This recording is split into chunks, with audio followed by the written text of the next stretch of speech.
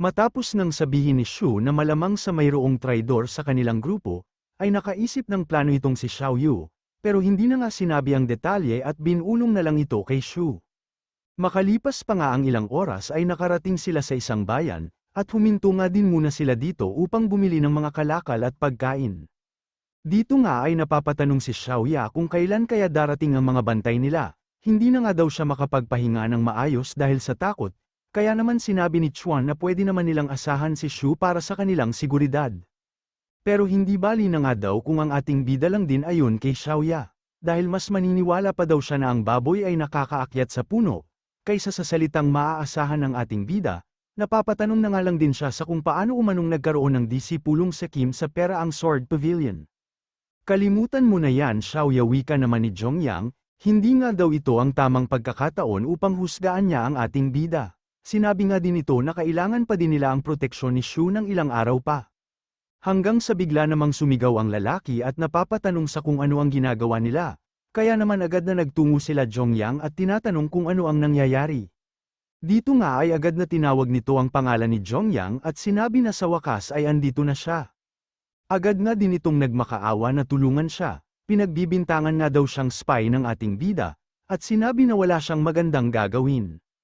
Tamang kulangot naman ang ating bida habang tinatanong kung bakit siya huminto dito upang bumili ng mga kalakal, sinabi nga din ni Shu na hindi naman siya bumibili ng mga kalakal sa mga nadaanan nilang bayan, bago pa mangyari ang pag-atake sa kanila.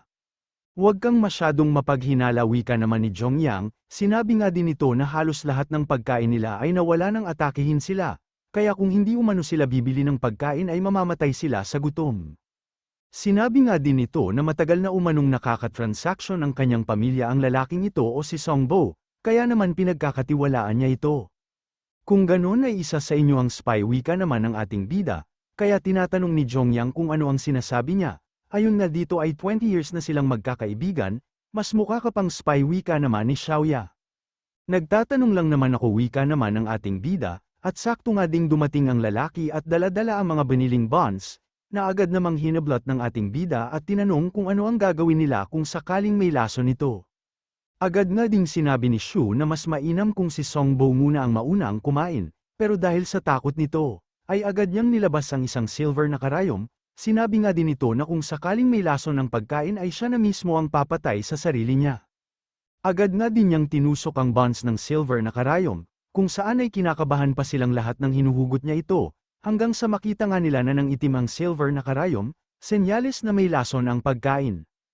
Agad nga ding bumula ang bibig ni Songbo matapos niya itong makita, habang ang iba naman ay hindi makapaniwala na mayroon talagang spy sa grupo nila.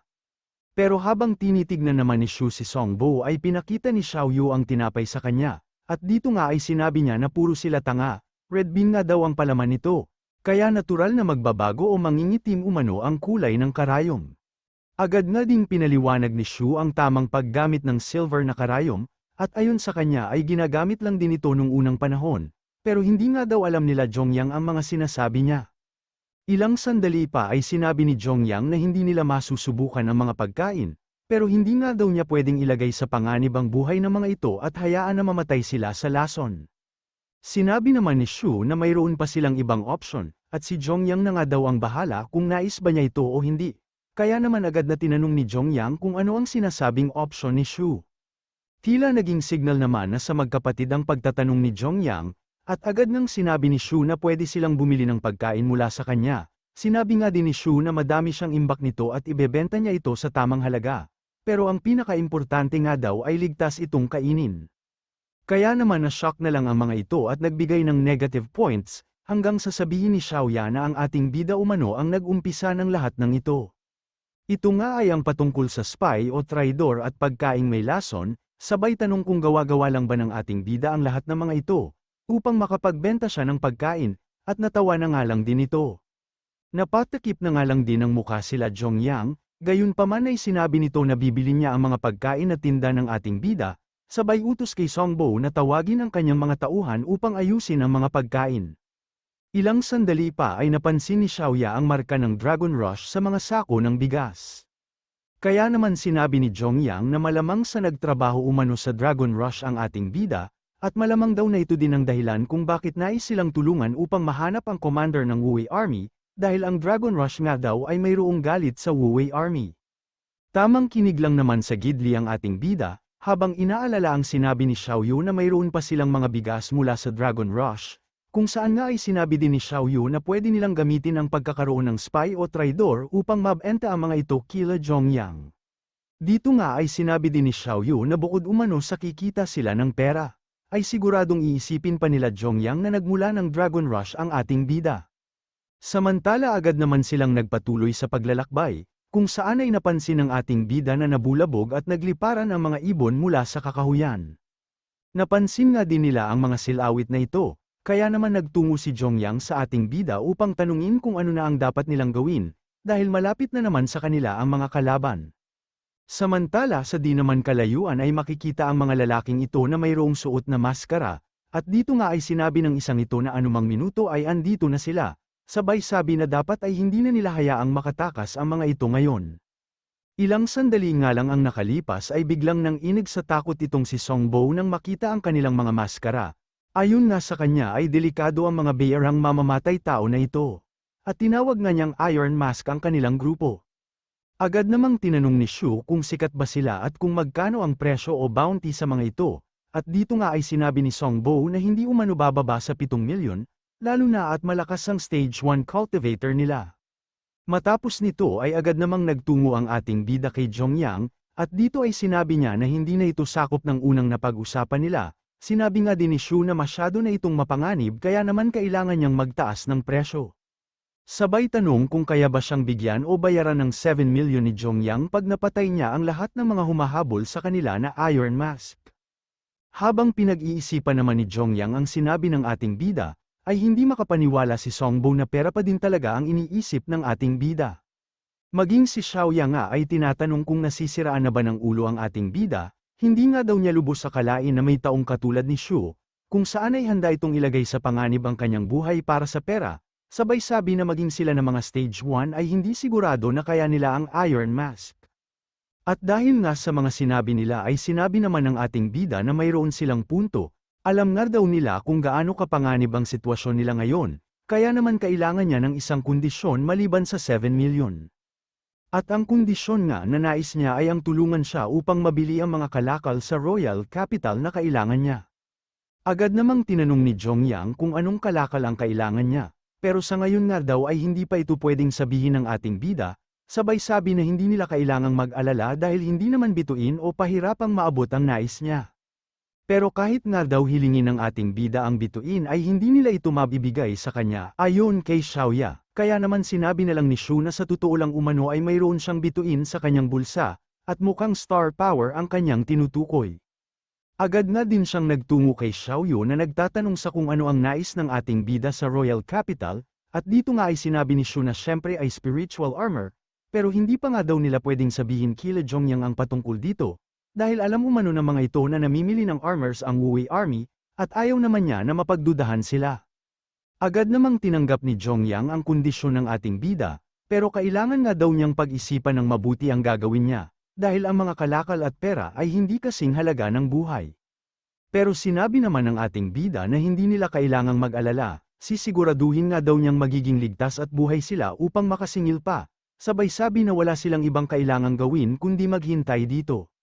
Bago naman makaalis ang magkapatid ay tinatanong ni Songbo kung dapat ba siyang sumama sa kanila, ayon nga sa kanya ay isa din siyang stage 2 at maaari siyang makatulong sa laban. Sinabi lang naman ni Shu na hindi na umano kailangan ang tulong niya, pero kung magpipilit naman daw si Songbo ay kailangan niyang magbayad upang makasama siya sa ating bida, kaya naman naiyak na lang ito at nainsulto nga daw siya sa salita ng ating bida. Agad namang sumulpot sa likuran nitong si Mugen at sinabi na mayroon siyang naalalang kasabihan sa dalawang magkapatid. At ito nga daw ay ang libu-libu man ang kalaban na sa akin ay hamarang, hindi ako magpapatinag at magpapatuloy ako sa aking layunin at pangarap. Sabay alis nang matapos bigkasan ang kasabihan umano. Kaya naman napapatanong na lang ang mga ito kung bakit siya umalis, at kung tutulungan daw kaya niya ang ating bida, pero sinabi naman ng isa na wala siyang idea, dahil ngayon nga lang daw nila nalaman na cultivator din pala si Mugen, habang ang isa naman ay napapatanong kung hindi daw kaya si Mugen ang spy. Ilang sandali pa ay napapatanong na lang din itong si Jongyang, kung may napansin na kayang kakaiba si Leyulo kay Mujen nung simula pa lang, kaya kahit na anong pilit sa kanya ay pilit din niya itong tinatanggihan. Ilang sandali pa ay makikita ang silawit na ito mula kay Mujen, dito nga ay kausap niya si Wen Zaipi at sinasabi na dapat nung una pa lang ay naniwala na umano siya kay Wen Zaipi, dahil matapos ang mga nakita niya ay masasabi nga daw niya na hindi ordinaryo ang magkapatid. Natawa lang naman itong si Wen Zaipi at sinabi na sa susunod ay dapat maniwala na siya agad sa sinasabi nito, upang hindi na siya ma-surprise. Pero naudlot ang kanilang pag-uusap nang bumukas ang pintuan at sinabi ng taga-silbi na mayroong dumating na sulat, mula sa West State. Agad nga ding bumangon si Wen Zaipi, at nang buksan niya ang sulat ay nakasaad dito ang ginagawang Space Channel test ng Blackwing Army. Ilang oras nga ang nakalipas sa West State ay makikita ang mga bagon na binabantayan ng mga sundalo, kung saan ay nakuha pang magpaalam na umihi ng isa. Nagtungo nga ito sa gitna ng kakahuyan upang walang makakita sa kanyang Jats patutoy, ngunit bago pa man niya ito mailabas ay biglang nabiyak ang lupa. Ilang sandali nga lang ang nakalipas ay biglang naglaho ang tinatapakan nila at sunod-sunod nga silang nahulog sa isang space. Agad din namang tumunog ang alarm ng dragnet and snares, senyales nga ito na mayroong space ang nagbukas at nahulog nga ang lalaking ito mula sa space na ito. Sa pagbagsak naman ng lalaki ay nagulat pa ito kaya naman agad siyang bumangon, at napapatanong na nga lang din siya sa kung nasaan umano siya. Ilang sandali nga lang din ang nakalipas ay natanggap nila Zuan at Negrito ang balita patungkol sa isang cultivator na dumukot o ng hostage umano ng isang pangkaraniwang tao, kaya naman napapatanong ang dalawa kung bakit kailangan pa silang ipatawag. Ilang sandali pa sa isang villa ay agad namang dumating si Zuan at Negrito, agad nga din nilang tinanong kung ano ang nangyayari. Dito ay sinabi ni Yutang na sa palagay umano nila ay mayroon kinalaman ang lalaki sa malakas na energy wave na na-detect nila, o sa space na nagbukas. Kaya naman nais daw ni Yutang na tignan ng dalawa ang lalaki, dahil pakiramdam umano niya ay mayroong mali dito. Sinabi nga din ni Yutang na hindi umano marunong gumamit ng cellphone ang lalaki at hindi niya din alam ang tungkol sa 911. Patuloy nga daw sa pagbubad ang lalaki patungkol sa mayroong nagnanais na patayin siya, kaya kailangan niyang ma-report sa Celestial Emperor ang bagay na ito. At dahil hindi nga alam ng lalaki ang patungkol sa cellphone ay nakatawag sa pulis ang na-hostage niya. Natawa naman si Zuan sa bagay na ito, sabay tanong kung anong emperor ang sinasabi niya at kung nagmula daw kaya ang lalaki sa Celestial Palace. Tinatanong nga din ito kung kilala kaya ng lalaki ang Monkey King, pero sinabi lang naman ni Negrito na hindi ito ang oras para sa kalokohan. Ilang sandali pa ay dumating din ang Dagang, na agad din namang napansin ni Yutang. Dito nga ay sinabi ng Squirrel na nakita na nila ang sitwasyon, sinabi nga din niya na madali lang umano para sa kanya ang huliin ito, kung saan ay magagamit niya ang kanyang abilidad at ang success rate umano ng misyon ay 90%. Pero bigla namang may lumabas mula sa loob ng villa, at agad na din itong lumapag sa kanilang harapan. Ito nga ay walang iba kundi si Qingxi na nahuli na ang lalaki mula sa Blackwing Army, at dito ay napapatanong ang lalaki kung saang pamilya sila nagmula. Sinabi nga din niya na naninilbihan siya kay Duan Mo Huangqi, at pag nalaman nito na nawawala siya ay sigurado umanong mananagot sila. Gayunpaman ay nanatili naman silang tahimik, hanggang sa biglang tanungin ni Qingxi kung narinig na ba niya ang pangalang Lu Shu, at sinabi nga ng lalaki na pamilyar sa kanya ang pangalan na yon. Kaya naman masyado ang tuwa nila Yutang, at agad na niyang inutusan ang kanyang tauhan upang mag-report kay Nieting, at sabihin na malamang sa may paraan na sila upang mahanap si Lu Shu. Agad na ding nagtungo sa kanila si Tandang Bailey dahil nabalitaan umano niya na may lead na sila kay Lu Shu at Xiao Yu, pero sinabi naman ni Zuan na kakasimula pa lang nila kaya kumalma muna siya. Ilang sandali pa ay pinapanood na ng lahat ang ginagawang pagtatanong ni Mingyo, at dito ay sinabi ng lalaking ito na si Lu Shu ay commander ng Wuwei Army mula sa South State, sabay tanong kung bakit nais nilang malaman ang patungkol sa kanya.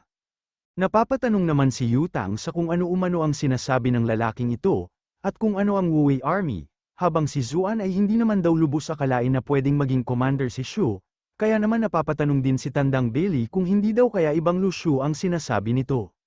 Bigla namang sumingit sa usapan si Nieting, at sinabi na ibigay niya ang lahat ng impormasyon na alam niya patungkol sa commander na sinasabi niya, kapalit nito ay sasabihin nila kung nasaan siya.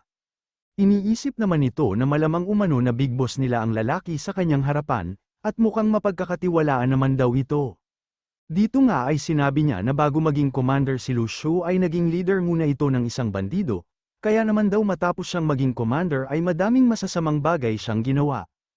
At dahil nga daw sa puro stage 2 ang kanyang mga sundalo, at mayroon din siyang 4 na stage 1 cultivators sa kanyang hukbo, ay nakipagsabuatan siya sa mga gambling house sa Royal Capital upang dayain ang lahat ng tao at ubusin ang kanilang pera. Naiiyak nga din ito habang sinasabi na maging ang mga kakampi ni Lu Shu ay niloloko niya. Dahil nga daw sa kagagawa ni Lu Shu ay madaming namatay na sundalo sa Blackwing Army, at maging ang mga noble sa Royal Capital ay biktima ng ating bida. Pero bigla itong nagulat nang biglang magsigawan ang mga nanunood sa kanila. Agad na ding napatayo si Mingyo sa kanyang upuan at sinabi na siya na ngayon, mahahanap na natin siya. Naiiyak nga din sila Zuan habang sinasabi na hindi pa ganun katagal sa lugar na yun ang ating bida, pero tumutugma nga daw ang kwento ng lalaki, na napapatanong naman sa kung ano ang nangyayari sa kanila. Sinabi naman ni Nieting na hindi kailangang mag-alala ng lalaki, masaya lang sila wika pa nga niya, sabay tanong kung anong kalokohan ang mga dinawa ni Lu Shu at kung pwede ba niya itong sabihin sa detalyadong paraan. Sinabi nga nito na ayaw umano ni Shu sa puwersa ng mga nobles, kaya naman nagpanggap siyang bandido upang pagnakawan ang mga ito, at mayroon nga din daw silang slogan. At ito ay ang The Great Wealth na kinagulat naman nilang lahat, at nasabi na nga lang nila na si Lu Shu lang talaga ang gagawa ng mga ganong bagay. Walang duda takaw gulo talaga si Lu Shu wika pa nga ni Zuan, sabay sabi na kahit sino talaga ay hindi matatahimik pag Lu Shu na ang gumalaw. Agad namang tumayo ang lalaki at nasabi na nga daw niya ang lahat. Kaya naman ito na ang oras para sagutin nila ang katanungan niya, at kung nasa ang lugar ba siya, kaya naman agad na pinag-utos ni Nieting na sabihin lahat sa kanya. Dito ay sinabi ni Mingyo na nasa Luo City siya, kaya naman agad tinanong ng lalaki kung malapit lang ba dito ang Mount Tai, at uuwi ka naman ni Mingyo sabay tanong kung paano niya ito nalaman.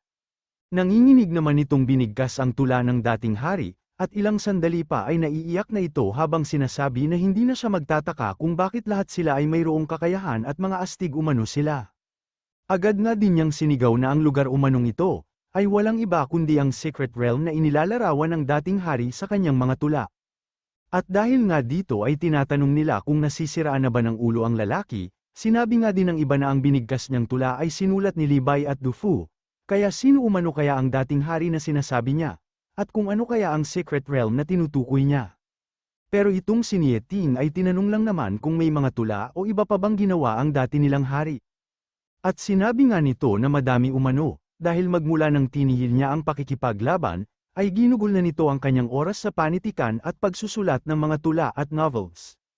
Agad na din niyan sinabi ang mga tula at akda umano ng dating hari nila, at dahil nga sa kinopya lang ng dating hari ang mga ito mula sa Earth, ay sinabi na lang nila Zuan na isang plagiarist ang hari na kanilang nirerespeto. Agad din namang pinag-utos ni Nieting na pagpahingain na umano ang lalaki, upang makapag-usap-usap na muna sila dito.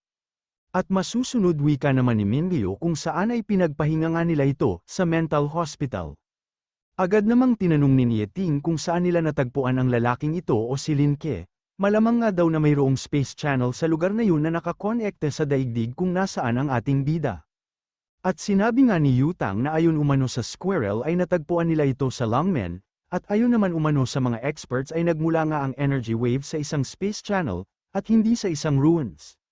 Dahil naman dito ay pinag-utos ni Nieting na bantayan ang lugar, sinabi nga din niya na kailangan nilang magtayo ng fortress doon at selyuhan ang buong lugar, kailangan nating maging handa wika pa nga niya.